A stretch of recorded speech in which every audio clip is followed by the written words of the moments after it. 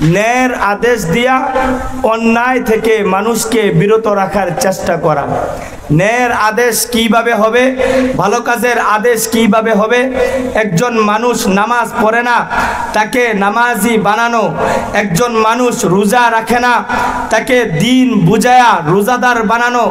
একজন মানুষ, তার উপর হজ ফরজ হয়েছে, সে হজ করে না, যাকাত আদায় করে না, তাকে বুঝায়া হজে নিয়ে যাওয়া, তাকে বুঝায়া যাকাত দেওয়ার মতো তার মানসিকতা তৈরি করা।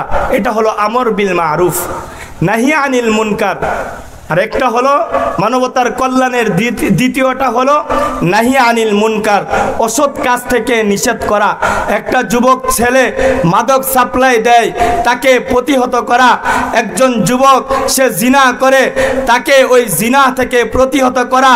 একজন মানুষ সে মানুষের সম্পদ লুণ্ঠন করতেছে, তাকে মজবুতভাবে তাকে পাকড়াও করা বা তাকে বিরত রাখা।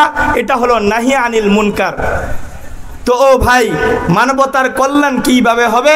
ভালো কাজের আদেশ দিতে হবে, অন্যায় কাজ থেকে প্রতিহত করতে হবে।